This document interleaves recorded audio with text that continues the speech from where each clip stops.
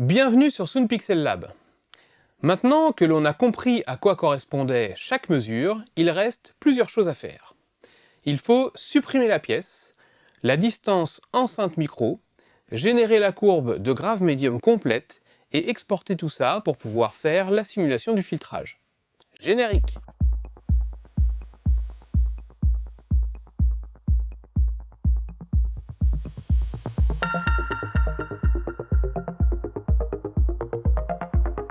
Sur certaines manipulations, RoomEQ Wizard ne permet pas de revenir en arrière, il faudra enregistrer régulièrement. Ce serait dommage de devoir refaire toutes les mesures. Et je précise que je suis actuellement sur la version 5.31.3 au moment où j'enregistre cette vidéo. On va également installer un nouveau logiciel, V2X-CAD. Il est gratuit, extrêmement pratique, assez puissant, même si pour cette vidéo nous n'allons l'utiliser que succinctement. Le lien est en description. On va reprendre les courbes en champ lointain. Vous le savez, les oscillations sont le résultat de la mesure dans un environnement clos. L'onde sonore envoyée par le haut-parleur part dans toutes les directions, rebondit sur les parois et arrive au micro. Mais elles y arrivent avec un temps de retard par rapport à l'onde directe. Du coup, il faut qu'on parle de la réponse impulsionnelle. Même si ce n'est pas vital de savoir comment RoomEQ Wizard fait ses calculs pour s'en servir, avoir un aperçu des rouages n'est jamais inutile selon moi. En premier, il y a la mesure. RoomEQ Wizard génère un sinus glissant, un sweep. Il passe par l'interface, l'ampli, l'enceinte, voyage dans la pièce, est capté par le micro, revient dans l'interface, puis dans RoomEQ Wizard. On l'a vu, de ces étapes, c'est l'enceinte et la pièce qui vont considérablement modifier ce sinus glissant. Puis il y a l'analyse. Sur le sinus glissant capturé par le micro est appliquée une première opération pour calculer la réponse en fréquence et la phase. Phase dont on parlera un peu plus loin. Il fait ensuite une comparaison entre ce qui a été envoyé et ce qui a été reçu. En déduit ce que l'on appelle une fonction de transfert. Et sur cette fonction de transfert, RoomEQ Wizard effectue une dernière opération pour convertir la réponse en fréquence et la phase en réponse impulsionnelle. Cette réponse impulsionnelle va nous permettre de voir le moment où le son indirect venant des parois arrive au micro. Le son se déplace en moyenne à 344 mètres par seconde dans l'air. Le micro étant à 1 mètre de l'enceinte dans l'axe de l'aigu, il va mettre environ 2,9 millisecondes pour faire le trajet direct enceinte-micro. Mais pour le son qui rebondit au sol, par exemple, il parcourt une distance plus grande. Je vous affiche la formule pour calculer cette distance, et pour me simplifier le travail, je vais utiliser un outil présent dans V2X-CAD. On lance le logiciel et on va dans Tools, puis dans Auxiliary. Le premier onglet est une petite calculette pour calculer la distance que parcourt le son lorsqu'il rebondit sur une paroi. Lors de ma mesure, le micro et l'aigu étaient à 1,80 m du sol et distants l'un de l'autre de 1 m. Le son qui rebondit sur le sol va parcourir une distance d'environ 3,73 m avant d'arriver au micro. Soit un temps de trajet théorique de 10,8 millisecondes. Donc, ce que j'ai besoin de voir, c'est l'impulsion initiale, l'onde sonore venant directement de l'enceinte, et le premier rebond qui vient généralement du sol ou du plafond et qui se trouve à 11 millisecondes après l'impulsion. Prenons la mesure du tweeter dans l'axe. On va dans l'onglet Impulse. En premier, on se met en pourcentage ici, pour une représentation plus classique. On a en abscisse le temps et en ordonnée l'énergie. Mais là, on a une trop grande fenêtre de temps visible. Le premier rebond est à 11 millisecondes. On va donc zoomer sur la zone qui nous intéresse. Je peux zoomer avec la molette ou le clic milieu, mais ça manque de précision. Le plus simple est d'aller dans Limite et de mettre des valeurs comme 1 milliseconde dans Left, 15 millisecondes dans Right, 105 dans Top et moins 105 dans Bottom. C'est déjà plus lisible. Ici on a le temps zéro, c'est-à-dire le moment où RoomEQ Wizard a envoyé le signal. Temps que l'on connaît grâce à la boucle faite entre la sortie 2 et l'entrée 2 de la carte son. Le trajet entre la sortie et l'entrée est instantané, contrairement au trajet du son dans l'air. Là, c'est notre impulsion, et on voit que le début est à environ 2,9 millisecondes. ce qui correspond bien au temps calculé pour que le son aille de l'enceinte au micro. Ces vagues représentent le son que le sol a renvoyé et on est bien à un peu moins de 11 millisecondes. Si on va un peu plus loin sur l'abscisse, on peut parfois trouver les autres parois de la pièce, comme ici. On peut noter sur l'impulsion du tweeter cette petite variation, ici à 9,2 millisecondes environ. J'étais dans mon salon lors de ces mesures et je dirais que le coupable, c'est le canapé. On voit aussi que l'énergie est bien moindre que ce qui vient en direct de l'enceinte. D'une part, l'onde sonore envoyée par le haut-parleur est hors axe, donc avec une énergie généralement plus faible à l'émission. Et d'autre part, les parois, ici le sol, vont atténuer cette onde sonore. Ce dont j'ai besoin pour faire la mise au point de l'enceinte, c'est uniquement la réponse en fréquence de l'enceinte, pas du mix avec la pièce. Pour supprimer la pièce, je vais fenêtrer l'impulsion. Le but est de ne garder que ce qui m'intéresse, à savoir tout ce qu'il y a avant le premier rebond. On clique sur le bouton Here Window. Ce qui va nous intéresser, ce sont les deux champs Left et Right. Le champ RefTime ne doit pas être modifié. Alors attention, les valeurs Left and Right ne sont pas référencées par rapport au 0, mais par rapport à RefTime, le pic d'impulsion, soit 2,98 millisecondes ici. Left représente combien de millisecondes je souhaite garder avant le pic d'impulsion. Comme il n'y a rien avant le pic, je mets généralement 1 milliseconde. Right, c'est la même chose, mais à droite du pic d'impulsion. On a le pic à 2,98 millisecondes et le début du rebond au sol à 10,5 millisecondes, soit une différence de 7,52 millisecondes. On rentre 7,5 dans Right. Ici, on trouve trois curseurs qui représentent nos trois valeurs, Left, Ref, Right. Pour l'aigu, je vais faire un fenêtrage plus court à cause de cette petite bosse autour de 9 millisecondes. Pour ça, je bouge simplement le curseur R et on peut même voir en direct l'action sur la courbe de réponse en fréquence. Même cette petite réflexion a une influence sur la courbe. J'arrondis à 6 millisecondes pour Right. Maintenant, je reviens dans SPL et phase. C'est déjà nettement plus propre et lisible. Maintenant, on va faire la même chose avec toutes les autres mesures. Et plutôt que d'aller sur chaque courbe, je clique simplement sur Apply to All, Keep RefTime. Vous avez vu à gauche toutes les courbes se lisser. On va tout de même contrôler que le fenêtrage est bon en allant voir chaque impulsion de chaque courbe.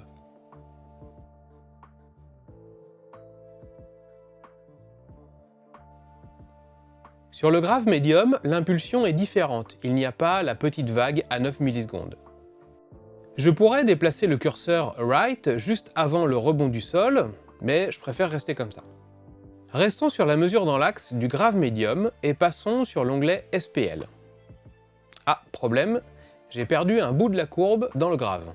Elle commence à 167 Hz environ, valeur que l'on retrouve ici à Frequency Resolution, 166,6 Hz.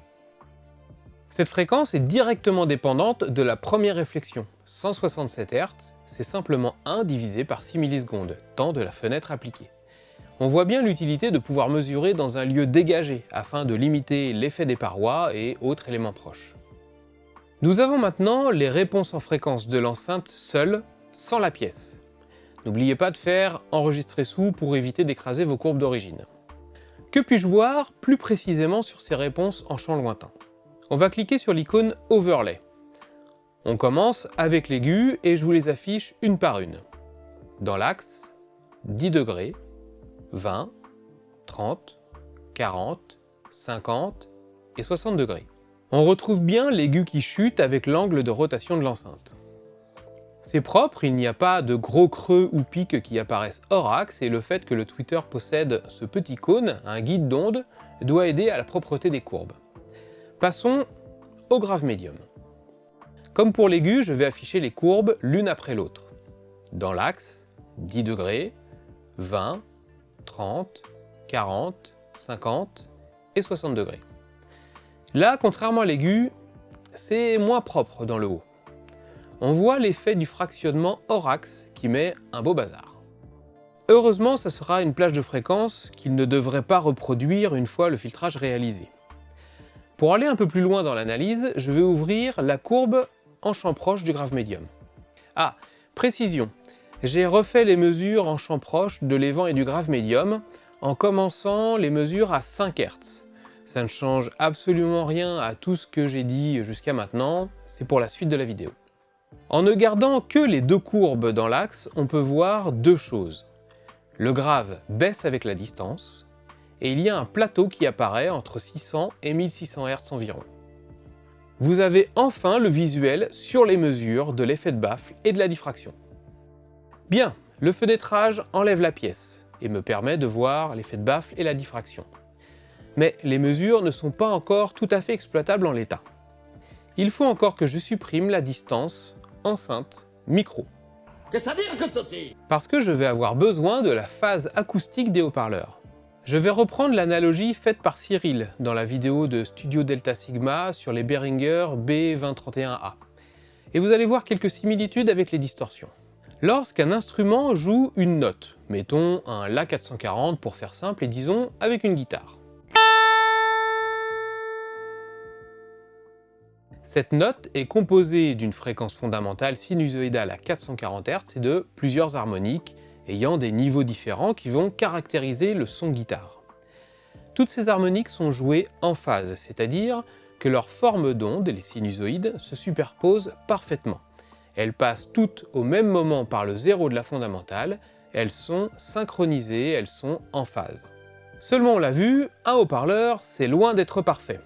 Outre le fait qu'il va lui aussi apporter sa distorsion harmonique, si on lui envoie un La d'une guitare, une sinusoïde de 440 Hz avec les harmoniques, celles-ci vont être décalées, désynchronisées légèrement, et la restitution sonore ne sera de fait plus fidèle. De ce déphasage, on dit du haut-parleur, ou de l'enceinte, qu'elle n'est plus à phase linéaire. Je vous mets en description un lien qui explique plus en détail et bien mieux que moi la phase avec une représentation graphique complète. Mais vous avez, j'espère, l'idée générale. Ok, c'est bien beau ça, mais c'est quoi le rapport avec mon enceinte? Prenons l'aigu dans l'axe en champ lointain, sans fenêtrage. On a notre courbe chahutée, et si j'affiche la phase, on a ceci qui apparaît. À l'image de la réponse en fréquence, c'est plutôt le bazar, et on n'y voit pas grand-chose. Maintenant, je remets le fenêtrage. C'est déjà plus lisible, mais on a toujours une phase en dents de scie. Sur la droite, il y a l'échelle en degrés et on voit que la courbe passe régulièrement de -180 à 180 degrés. Ces traits verticaux représentent ce que l'on appelle la rotation de phase.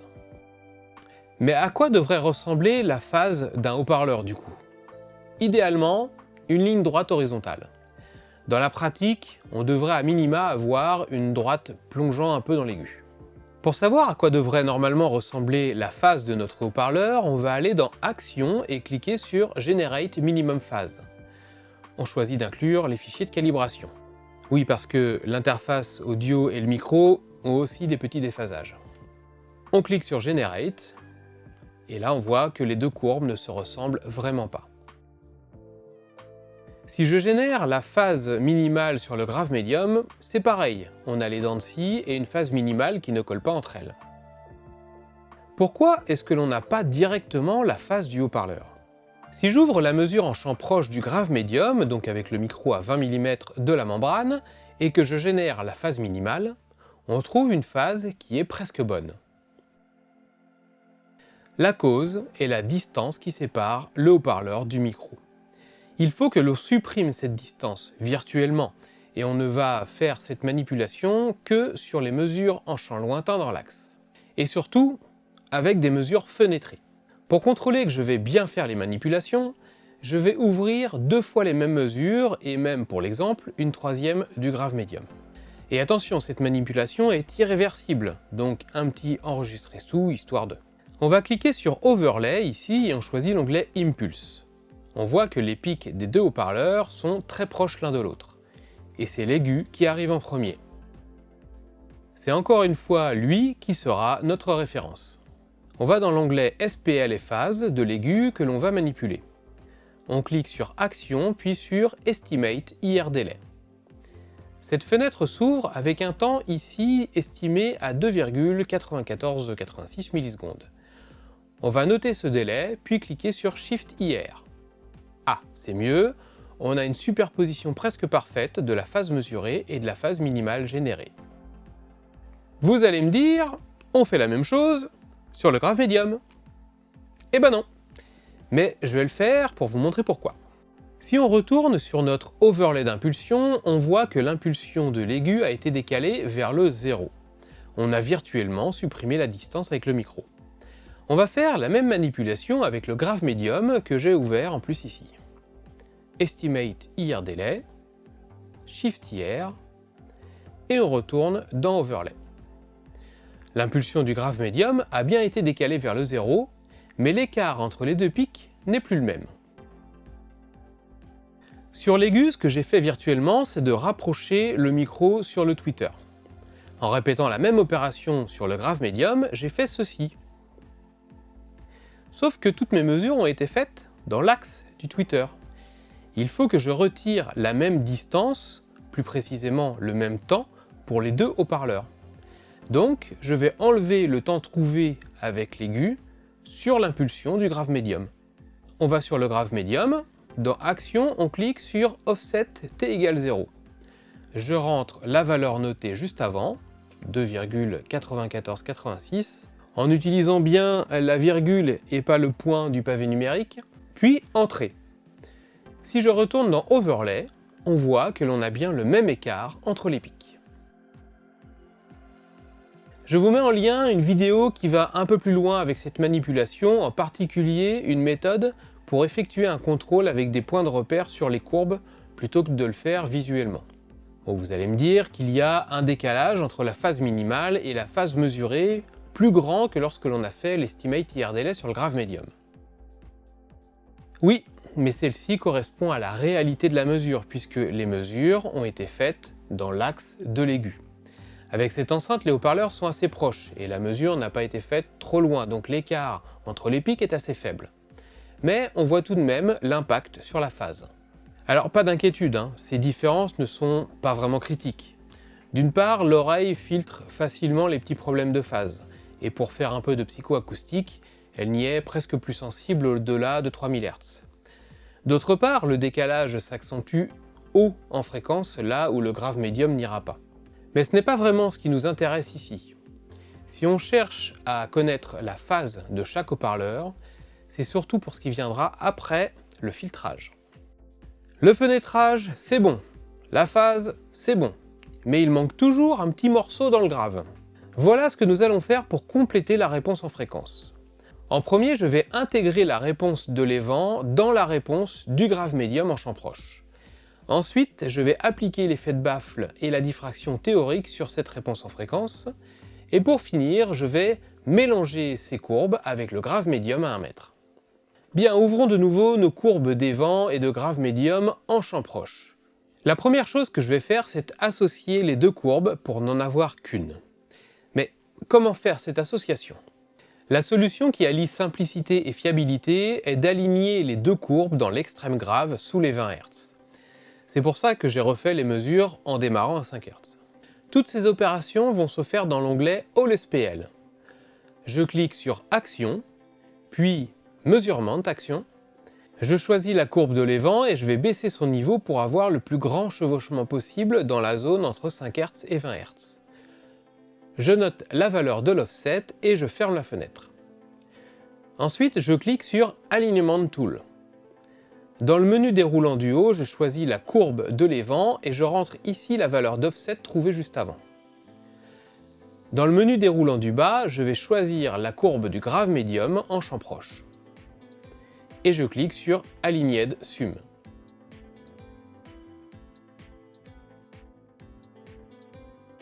Il faut maintenant que j'applique l'effet de baffle et la diffraction sur cette courbe pour pouvoir l'associer avec le champ lointain. Pour ça, j'ouvre V2XCAD. Je vais aller dans Tool, puis dans Diffraction. En bas, dans Baffle, je rentre les dimensions de la face avant de mon enceinte. 210 mm de large, 400 mm de haut. J'ai 4 coins et les arêtes ont un arrondi d'environ 20 mm de rayon. Le haut-parleur a une surface de 86,6 cm² d'après le datasheet. La distance de mesure est de 1 mètre. Je clique sur New. Par défaut, le haut-parleur est centré. Dans mon cas, il est à 225 mm par rapport à la base de l'enceinte. Le micro était dans l'axe de l'aigu lors des mesures, donc 340 mm par rapport à la base. J'ai ici ma courbe théorique d'effet de baffle et de diffraction. Je clique sur Export et j'enregistre cette courbe. Oui, la simulation permet de vraiment bien prévoir ce qui va se passer et on peut même peaufiner la forme de l'enceinte et le positionnement des haut-parleurs avant de faire la fabrication. Maintenant, je retourne dans Room EQ Wizard. Pour ouvrir la courbe que je viens de générer, je vais dans Fichier, Import et Import Frequency Response. Je choisis la réponse en fréquence de la diffraction et je l'ouvre. Je retourne dans All SPL, Action, puis Trace arithmétique. Dans le menu déroulant du haut, je prends la courbe Aligned Sum, et dans le menu du bas, la courbe venant de VTwixCAD. Je choisis comme opération A fois B, puis je clique sur Generate. Maintenant, j'ai la courbe du grave médium corrigée pour sa partie grave. Je vais pouvoir la mélanger avec le champ lointain pour avoir la courbe complète.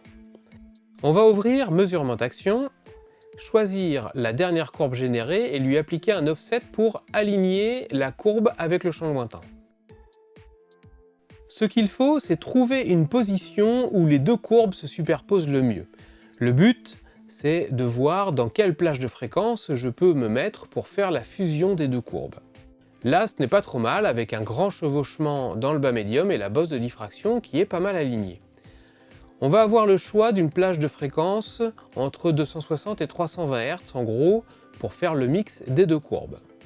Il faut garder à l'esprit qu'avec le fenêtrage on perd un peu de précision dans le grave, donc ne pas prendre une fréquence trop proche de la limite basse du grave médium fenêtré ici, 167 Hz. J'ouvre Trace arithmétique. En haut, je choisis la courbe en champ lointain, en bas, ma précédente courbe. Et pour la fonction, c'est Merge B to A. Ici, on a la fréquence à laquelle on souhaite faire le mélange des deux courbes. Je vais opter pour 300 Hz et je coche la case Blend qui permet de faire un mix plus doux entre les deux courbes. Je clique sur Generate, et voilà, j'ai ma courbe de grave médium complète. Cette courbe est ce qui se rapproche le plus de ce que l'on pourrait mesurer dans une chambre anéchoïque. Il y a une petite marge d'erreur possible sur le niveau de grave, mais on est globalement bon à plus ou moins 2 décibels sous les 200 Hz. Je vais cependant faire un dernier contrôle sur la phase. Je retourne sur SPL et phase et je vais prendre un point au hasard, mettons autour de 1 kHz par exemple. Je vois ici que la phase est à moins 23 degrés. Si je bascule sur la courbe de grave médium à 1 mètre, on a bien moins 23 degrés également. Ou encore, je peux aller dans Overlay, puis l'onglet Phase pour visualiser directement la superposition des phases. Alors je fais ça parce que pendant que je préparais la vidéo, j'ai déjà eu des petits décalages un peu étranges avec les phases au moment des manipulations. Maintenant, on va faire la même chose sur les courbes polaires du grave médium. Il n'est en revanche pas nécessaire de faire le calage de phase pour ces courbes. On a juste à conserver la courbe de grave corrigée et de la mixer avec les polaires comme on vient de le faire avec la courbe dans l'axe.